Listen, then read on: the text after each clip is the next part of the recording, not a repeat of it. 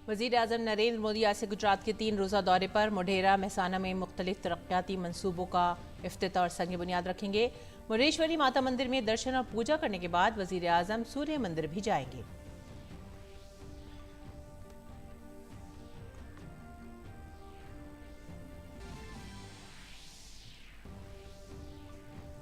सदर जमहूरिया द्रौपदी मुर्मू के चंडीगढ़ के दौरे का आज दूसरा दिन। सदर जमहूरिया आज चंडीगढ़ सेक्रेटरीट की नई तामीरशुदा इमारत का करेंगी इफ्तिताह। पंजाब इंजीनियरिंग कॉलेज की 52वीं तकसीम स्नात तकरीब और 7 साला तकरीबात में भी करेंगी शिरकत।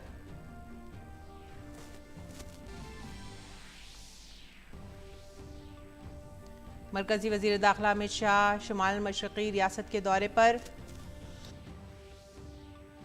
आज गुवाहाटी में शुमाल मशरक़ी कौंसिल के 2 रोज़ा इजलास का करेंगे इफ्तिताह। वज़ीर दाखिला पुलिस ट्रेनिंग कॉलेज दरगाह में वाक़ई रियासती सतह के सुप्रिटेंडेंट ऑफ पुलिस कॉन्फ्रेंस का भी इफ्तिताह करेंगे। मशहूर माता कामाख्या देवी मंदिर में भी पूजा की जाएगी। शिवसेना के 2 धड़ों की कशीदगी के दरमियान इलेक्शन कमीशन ने पार्टी के इंतखाबी निशान कमान और तीर के इस्तेमाल पर लगाई पाबंदी। उबूदी हुक्मनामे में इलेक्शन कमीशन ने कहा दोनों धड़ों को इलेक्शन लड़ने के लिए 10 अक्टूबर तक 3 मुतबादिल दिए जाएं।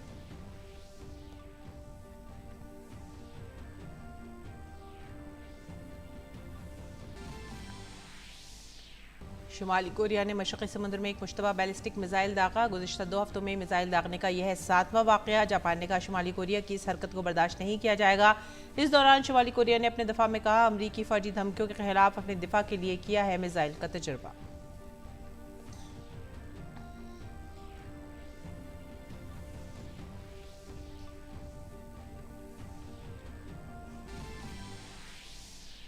वज़ीर आज़म नरेंद्र मोदी आज से गुजरात के 3 रोज़ा दौरे पर हैं। अपने गुजरात दौरे के और खेल की खबरों में भारत और जनूबी अफ्रीका की टीमें 3 वनडे मैचों की सीरीज के दूसरे मैच में आज होंगी आमने सामने। पहला मैच हारने के बाद भारतीय टीम सीरीज में वापसी के अज़्म से उतरेगी मैदान पर।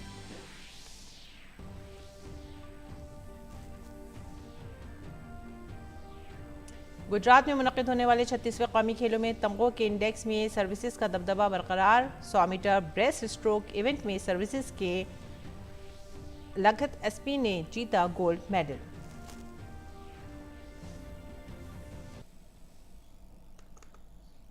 आदाब नाजरीन, उर्दू खबरों में आप सभी का खैर मकदम है। नजर डालते इस वक्त की खास खबरों पर।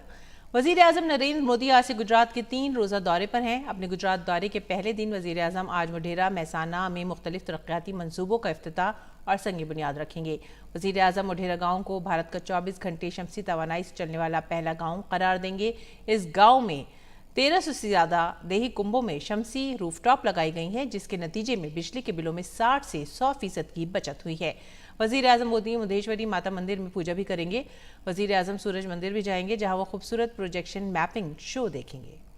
वज़ीर आज़म अपने गुजरात दौरे के दूसरे दिन भरूच में 8000 करोड़ रुपए से ज़्यादा की लागत के मुख्तलिफ तरक्याती मनसूबों का इफ्तिताह और संग बुनियाद रखेंगे। वज़ीर आज़म जम्बूसर में बल्क ड्रग पार्क का संग बुनियाद रखेंगे। वज़ीर आज़म डेप्सी पाइपलाइन प्रोजेक्ट का भी संग बुनियाद रखेंगे। इसके अलावा वज़ीर आज़म मोदी अहमदाबाद में मोदी एजुकेशनल कॉम्प्लेक्स के पहले मरहले का इफ्तिताह करेंगे। वज़ीर आज़म अहमदाबाद में तकरीबन 1300 करोड़ रुपए की लागत से हिफ़्ज़ान सेहत की मुख्तलिफ सहूलियात का इफ्तिताह और संग बुनियाद रखेंगे। वज़ीर आज़म गरीब मरीजों के कुंभों को रिहाइश की सहूलियात फराहम करने वाले शेल्टर होम का भी संग बुनियाद रखेंगे। इसके साथ ही वज़ीर आज़म जामनगर में 1460 करोड़ रुपये से ज़्यादा के प्रोजेक्टों का इफ्तिताह और संग बुनियाद रखेंगे। ये मंसूबे आपाशी, बिजली, पानी की फराहमी और शहरी इंफ्रास्ट्रक्चर से मुताल्लिक़ हैं। और आगे बढ़ेंगे। वज़ीर आज़म नरेंद्र मोदी आज से गुजरात के 3 रोज़ा दौरे पर हैं। अपने गुजरात दौरे के पहले दिन वज़ीर आज़म आज मोढेरा महसाना में मुख्तलिफ तरक्याती मनसूबों का इफ्तिताह और संग बुनियाद रखेंगे। वज़ीर आज़म मोढेरा गाँव को भारत का 24 घंटे शमसी तवानाई से चलने वाला पहला गाँव करार देंगे।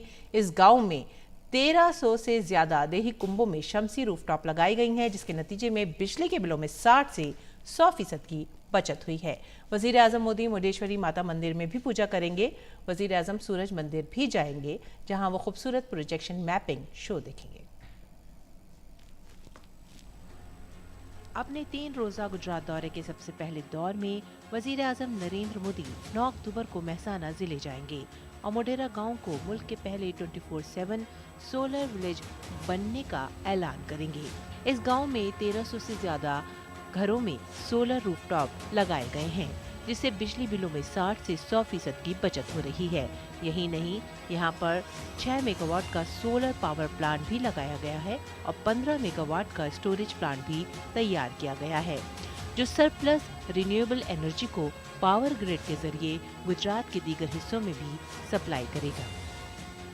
ये इंडिया का फर्स्ट सोलर पावर है और ये 6 मेगावाट का सोलर पावर है और 15 मेगावाट आवर का बैटरी स्टोरेज सिस्टम है कि जो दिन के दौरान जो भी सोलर एनर्जी होगा वो स्टोर करेगा प्लस सप्लाई भी करेगा विलेज को, और रात में वो कंटिन्यूस सप्लाई करता रहेगा। इस प्रोजेक्ट में हमने ये भी किया है कि सोलर रूफटॉप्स हर गांव मकान पे लगाए जो टेक्निकल फिजिबल थे।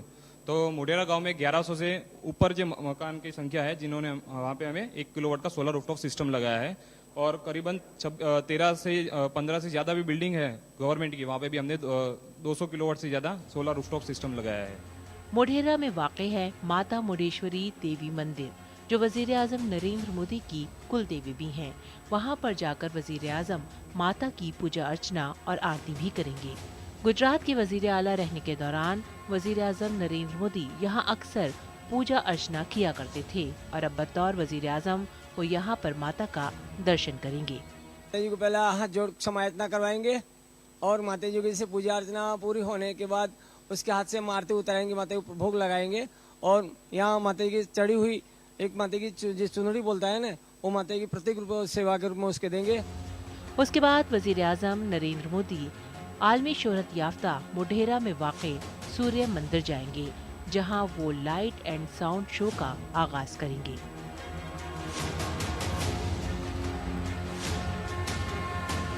माता मुंडेश्वरी मंदिर के दर्शन के बाद प्रधानमंत्री नरेंद्र मोदी मोढेरा के इसी सन टेम्पल में आएंगे, जिसे 11वीं शताब्दी में सोलंकी डायनेस्टी ने बनवाया था। कहा जाता है कि ये मंदिर बिल्कुल कर्क रेखा के समीप है और साल में एक दिन यानी 23 मार्च को यहाँ पर सूर्य की जो किरण है वो बिल्कुल गर्भगृह के अंदर तक जाती है। वजीर आजम नरेंद्र मोदी के इस दौरे में सबसे खास बात ये है कि मोढेरा गांव अब शमसी तवानाई से चलेगा, चाहे बात ईवी चार्जिंग की हो या फिर पार्किंग इंफ्रास्ट्रक्चर की हो या मोढेरा में वाक़ मंदिरों की। 2030 तक रिन्यूएबल एनर्जी के जरिए भारत की 50% तवानाई की जरूरतों को पूरा करने के वजीर आजम के अहद को पूरा करने में मोढेरा गाँव मील का पत्थर साबित हो सकता है। प्रधानमंत्री नरेंद्र मोदी के मेहसाना विजिट में सबसे अहम है मोढेरा का ये अक्षय ऊर्जा को क्षेत्र में जो शुरुआत करने जा रहे हैं।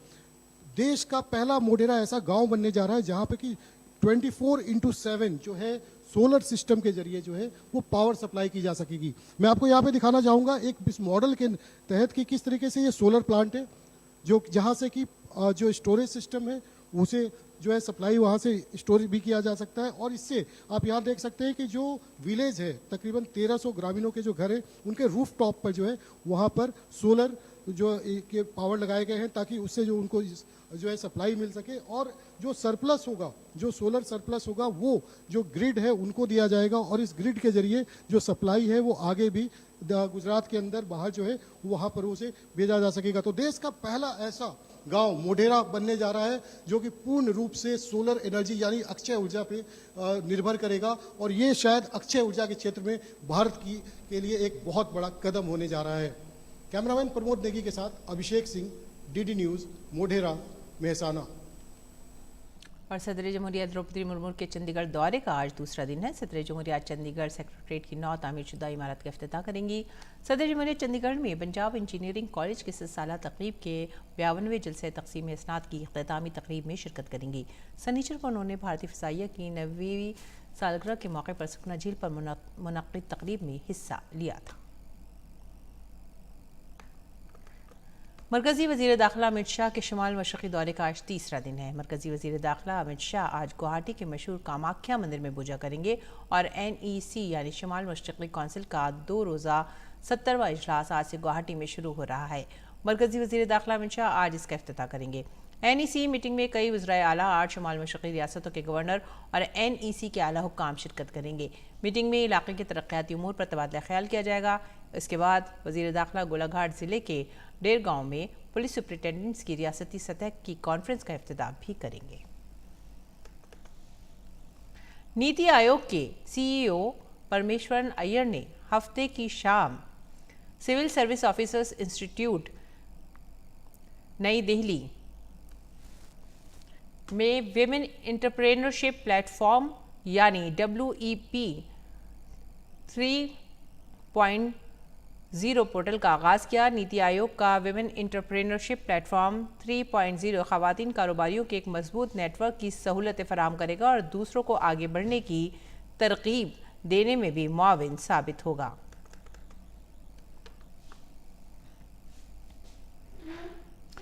और भारत के टॉप स्नूकर खिलाड़ी पंकज आडवाणी ने हफ्ते को आलमी चैंपियनशिप में बिलियर्ड के फाइनल में अपने हम वतन सौरव कोठारी को 4-0 से शिकस्त देकर अपने कैरियर की 25वीं आलमी ट्रॉफी जीत ली है। बेस्ट ऑफ 7 के इस फाइनल में आडवाणी ने शुरू से ही अपनी बेहतरीन कारकर्दगी का मुजाहरा करते हुए एक साल में 5वीं मरतबा बिलियर्ड्स की कौमी एशियाई और आलमी ट्रॉफी जीतने का मुनफरिद रिकॉर्ड कायम किया है। वज़ीर आज़म नरेंद्र मोदी 30 अक्टूबर को ऑल इंडिया रेडियो से प्रोग्राम मन की बात में लोगों के साथ अपने ख्यालात का इजहार करेंगे। ये माहाना रेडियो प्रोग्राम मन की बात की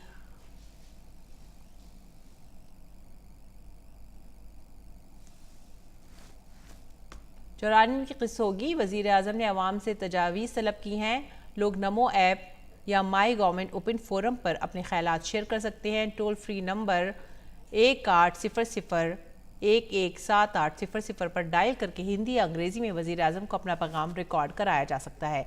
फ़ोन लाइन्स 28 अक्टूबर तक खुली रहेंगी। SMS लिंक मौसूल होने पर लोग 1922 पर मिस्ड कॉल भी दे सकते हैं और अपनी तजावीज़ वज़ीर आज़म को पेश कर सकते हैं।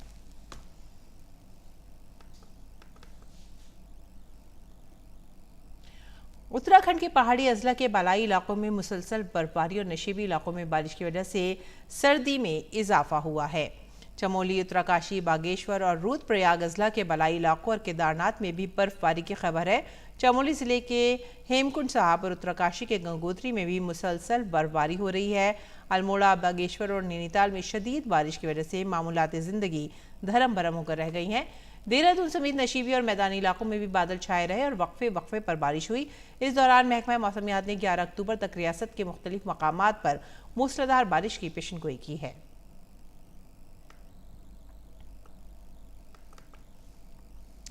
नाजरीन, आज पोस्ट ऑफिस का आलमी दिन है। दुनिया भर में हर साल 9 अक्टूबर को पोस्ट ऑफिस का आलमी दिन मनाया जाता है। इस साल पोस्ट ऑफिस के आलमी दिन की थीम पोस्ट फॉर प्लैनेट है। 1874 में यूनिवर्सल पोस्टल के क़याम की सालगिरह के मौके पर टोक्यो में यूनिवर्सल पोस्टल कांग्रेस की तरफ से ऐलान किए गए इस दिन को पोस्टल डे के तौर पर मनाया जाता है। पोस्ट ऑफिस के आलमी दिन का मकसद लोगों की रोज़मर्रा की ज़िंदगी में डाक के रोल के साथ साथ समाजी और माशी तरक्की में इसकी खिदमात के बारे में बेदारी पैदा करना है। और कौमी राजधानी दिल्ली में जुमे की रात और हफ्ते की सुबह शदीद बारिश हुई। हिंदुस्तानी महकमा मौसमियात ने पेशनगोई की है कि कौमी दारुल हुकूमत में तकरीबन पूरा हफ्ता इसी तरह की बारिशों का इम्कान है। इसके साथ ही अगले 3 दिनों में उत्तर प्रदेश और उत्तराखंड के मुख्तलिफ हिस्सों में भी मूसलाधार बारिश का इम्कान है। इसके लिए महकमा मौसमियात ने दोनों रियासतों के लिए ऑरेंज अलर्ट जारी किया है। हमारे नामनिगार तापस भट्टाचार्य ने बारिश पर महकमा मौसमियात के सीनियर साइंसदान चरण सिंह से बात की।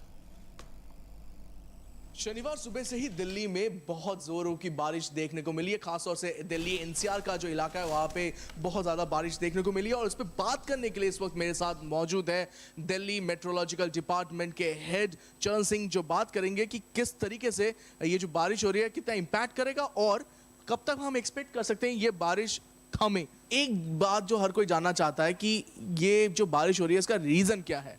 देखिए, इसका रीज़न मैं बता पाऊँ तो 3-4 तारीख में एक वेस्ट सेंट्रल वे में लो प्रेशर एरिया था और ये धीरे धीरे सेंट्रल इंडिया में मूव होके ये ईस्ट मध्य प्रदेश के आसपास वीक हो गया था।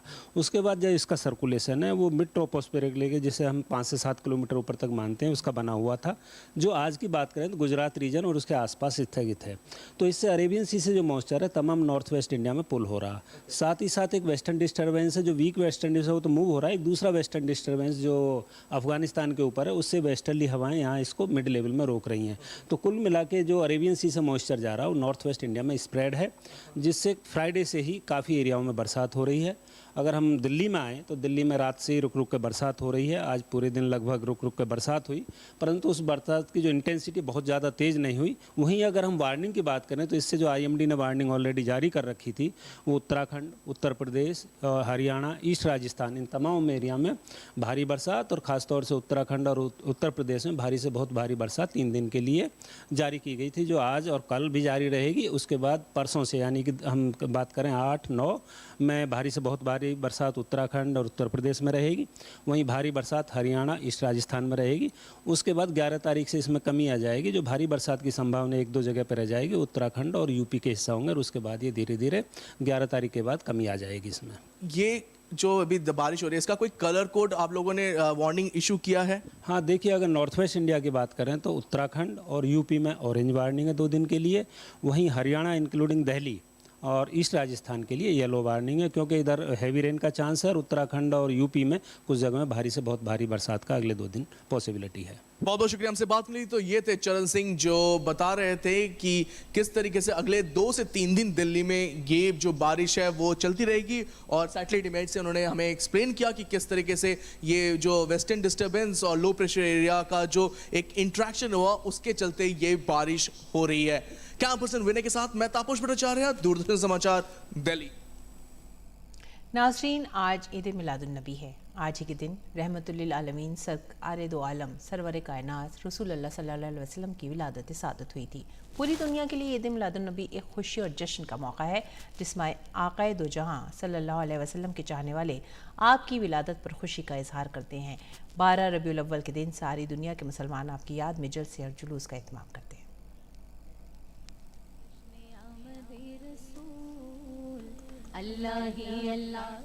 इंसानों को सीरत और अखलाकियात की तरबियत देने वाले सरकार दो आलम सरवर कायनात रहमतुल्लिल आलमीन मोहम्मद सल्लल्लाहु अलैहि वसल्लम का आज यौम पैदाइश है। आपकी पैदाइश मक्का में उस वक्त हुई जब पूरे जजीरा अरब में अखलाकियात का ज़वाल था। जिस वर्ष आपकी पैदाइश हुई वो साल खुशहाली और फतूहात का साल बन गया।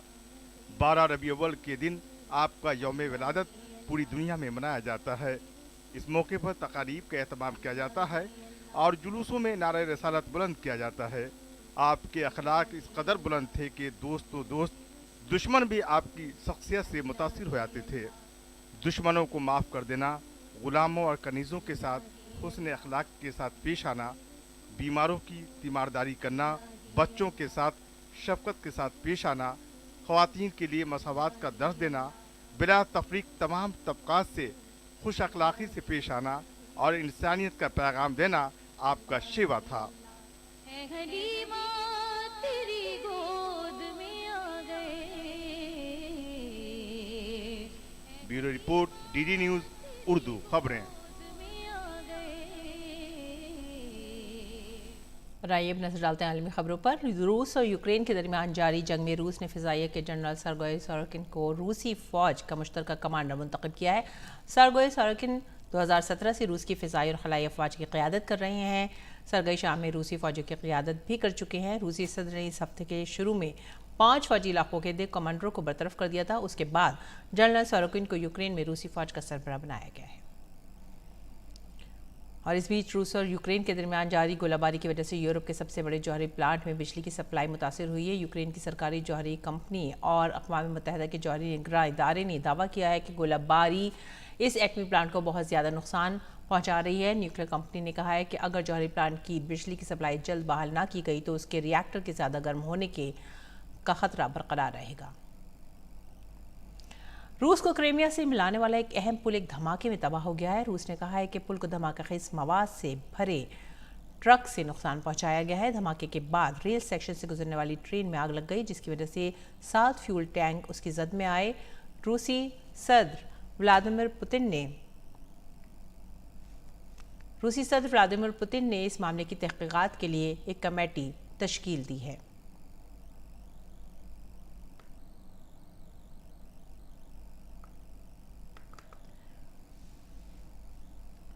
पुल को पहुंचने वाले नुकसान को सैटेलाइट तस्वीर में भी दिखाया गया है। काबिल जिक्र है कि तबाहशुदा पुल को इफ्तिताह 2018 में सदर व्लादिमीर पुतिन ने किया था। और रुख करेंगे शुमाली कोरिया का। शुमाली कोरिया ने एक बार फिर से बैलिस्टिक मिसाइल का तजुर्बा किया है। जनूबी कोरिया की फौज का कहना है कि शुमाली कोरिया ने मशरक़ी समुद्र के इलाके में एक बैलिस्टिक मिसाइल दागा है। शुमाली कोरिया ने गुज़िश्ता 2 हफ्तों में 7 मिसाइल तजुर्बात किए हैं। जापान ने शुमाली कोरिया के मिसाइल तजर्बे की मजम्मत करते हुए इसे इश्ताल अंगेज़ कार्रवाई करार दिया है। जापान ने कहा है कि शुमाली कोरिया की जानिब से बार बार की कार्रवाई को बर्दाश्त नहीं किया जाएगा। दूसरी जानिब शुमाली कोरिया ने अपने दिफा में कहा है कि मिसाइल का तजर्बा अमरीकी फौजी धमकियों के खिलाफ अपने दिफा के लिए किया गया है। और नाज़रीन, अब एक नज़र दिल्ली से शाया होने वाले उर्दू अखबारात पर।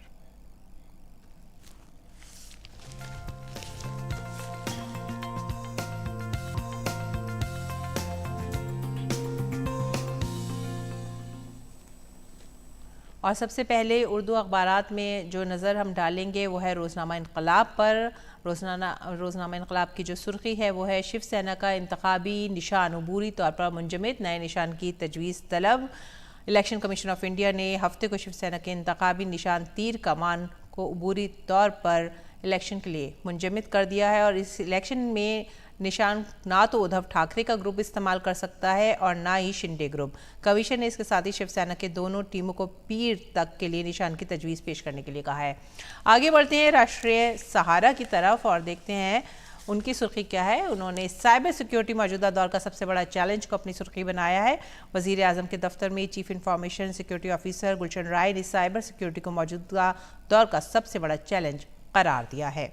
अगली खबर जो हम ले रहे हैं वो रोज़नामा हमारा समाज से है और वो है एयरफोर्स के लिए असला सिस्टम ब्रांच को मंजूरी दे दी गई है। रोज़नामा हमारा समाज से ये अगली खबर है और यह है फ़िज़ाइया के जवानों का जंगी यूनिफॉर्म लॉन्च कर दिया गया है। आगे बढ़ते हैं हिंदुस्तान एक्सप्रेस की तरफ और यह है नासिक में बस और ट्रक में तसादुम और इस तसादुम में 12 हलाक और 30 लोग ज़ख्मी हुए हैं। हिंदुस्तान एक्सप्रेस की ये अगली खबर है और यह है सदर कांग्रेस के इलेक्शन के लिए वोटिंग अब 17 अक्टूबर को होगी। कागजात नामजदगी वापस लेने की मुद्दत ख़त्म। शशि थरूर और मल्लिकार्जुन खड़गे मैदान में डटे हुए हैं। अखबार मशरिक़ की सुर्खी पर नज़र डालते हैं और यह है आत्मनिर्भर भारत के लिए दरामदाद में तखफीफ ज़रूरी। ये बयान है नितिन गडकरी का। और उसके बाद जो अगली खबर है उसकी तरफ हम रुख करेंगे। यह है हिंदुस्तान ने श्रीलंका का मुस्लिम अफवाज को तरबियत देने के अपने अज़्म का इयादा किया है। और आखिरी खबर जो हम ले रहे हैं ये है बस में आग लगने से 11 अफराद जिंदा जल गए हैं। और इस खबर के बाद जो अगली खबर रोज़नामा अखबार मशरिक़ से ही है वो है शिवसेना का इंतखाबी निशान उमूरी तौर पर मुंजमद, नए निशान की तजावीज़ को तलब किया गया। तो ये थे आज के उर्दू अखबारात और अब रुख करेंगे खेल के मैदान का। सिलेट में जारी ख़वातीन आलमी कप में भारतीय टीम ने मेज़बान बांग्लादेश को शिकस्त दे दी है। भारतीय टीम ने पहले बल्लेबाजी करते हुए बांग्लादेश के सामने 20 ओवर में 160 रन का हदफ रखा। टीम इंडिया की जानिब से शिफाली वर्मा ने निस्फ सेंचुरी बनाई जबकि स्मृति मंदाना ने 47 रन की इनिंग खेली। जवाब में बांग्लादेश की टीम सिर्फ 100 रन ही बना सकी और भारत 59 रन से मैच जीतने में कामयाब हो गया। FIFA under 17 women's world cup के हवाले से भारत में बहुत ज़्यादा फुटबॉल का खुमार चढ़ चुका है। AIAF के सदर और टूर्नामेंट के लिए मकामी ऑर्गेनाइजिंग कमेटी के चेयरमैन कल्याण चौबे ने कहा है कि फीफा अंडर 17 ख़वातीन वर्ल्ड कप की मेज़बानी एक एजाज़ के साथ साथ पूरी कौम के लिए एक मौका है। हमारे नुमाइंदे तापस भट्टाचार्य ने AIFF के सदर कल्याण चौबे से बातचीत की। कल्याण चौबे सदर AIF के प्रेसिडेंट भी है और बहुत जल्दी अंडर 17 फीफा वर्ल्ड कप जो बाद में शुरू होने वाला है उसके बारे में बात करने के लिए मौजूद है। सर, सबसे पहले तो भारत में इतना बड़ा टूर्नामेंट हो रहा है, एक्साइटेड ज़रूर हैं आप, क्या रोड मैप देखते हैं भारतीय फुटबॉल खासतौर से वुमेन फुटबॉल को आगे लेके आने के लिए? देखिए, मुझे तो लगता है कि भारत के लिए बहुत ही रोचक मुहूर्त है। यहाँ जब माननीय प्रधानमंत्री जी कहते हैं कि बेटी बचाओ बेटी पढ़ाओ और आज के तारीख में बेटियां जो है देश के लिए फ़ुटबॉल खेलेगी और देश के नाम रोशन करेगी, तो मैं समझता हूँ इससे खुशी की बात और नहीं हो सकती है। और मुझे पूरा विश्वास है, पूर्ण विश्वास है कि ये जो अंडर 17 भारत के इंडियन नेशनल टीम है उनमें इतने सारे हुनर है, इतने प्रतिभा है ये सिर्फ अंडर 17 तक ही सीमित नहीं रहेंगे, आगे अंडर 20 और बाद में सीनियर लेवल में भी खेलेंगे। और भारत सरकार की तरफ से जिस तरह से खेल को प्रोत्साहन दिया जा रहा है भारत के स्पोर्ट्स मिनिस्ट्री के माध्यम से, तो मैं इसके भी मैं अपने आप को फॉर्चुनेट समझता हूँ, सौभाग्यवान समझता हूँ। सर, हमने देखा है कि संतोष ट्रॉफी और भारत में होने वाले इस साल के फीफा अंडर 17 खवातीन आलमी कप के मुंतजमीन का जुमे को ऐलान किया गया, जिनमें Odisha tourism, hero MotoCorp, NTPC limited, power grid corporation of India और यूनाइटेड फास्फोरस लिमिटेड शामिल हैं। इस मौके पर AIFF के सदर कल्याण चौबे भी मौजूद रहे। और अब मुल्क भर के मौसम का मिजाज।